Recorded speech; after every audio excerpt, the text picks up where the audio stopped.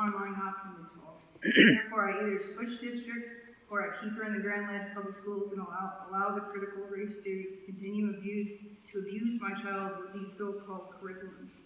And the fake mask, which I do not believe the no mask will ever happen, especially here. She knows the truth, unlike what to teachers teach her. This all needs to stop. We are all equal, we all have red blood, it doesn't matter our color.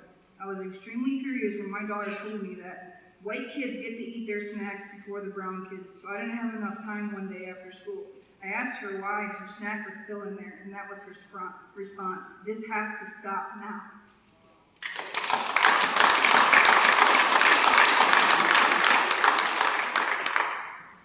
Hello, I am Jason Westerhall. I teach journalism and yearbook at the high school. And I just wanted to give a shout out to all the students, and within my classroom, I fostered this environment of sort of the safe space where everyone can have different ideas and be able to discuss with one another about challenging topics of what's going on. And I was very, very lucky this year that through the intro of journalism and yearbook, we have created a book that is not yet published, and a lot of students who shared stories of not only hardships and trauma that they went through, but stories of resilience and stories of strength and stories of things I could only imagine I wish I could have when I was a high schooler myself.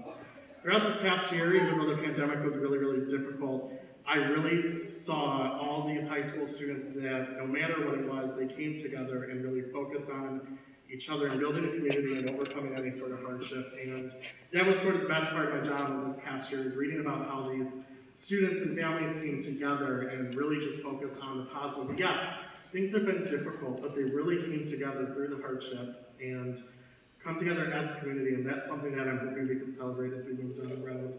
In my past few years as an educator, I've had students at schools where the poverty level was at 50% or higher. I worked at schools where a lot of the student population was from Yemen, when the Yemen civil war spilled into their villages, and I had students coming in not knowing if their families were going to survive the next day, not being able to contact families in the past.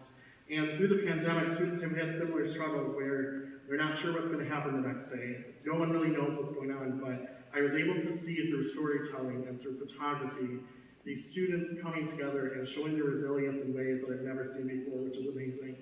I want to give a quick anecdote that about 10 years to this day, at my high school, our board had to accept our clubs, and I got to listen as community members said me as a queer student to not belong as a club in my school.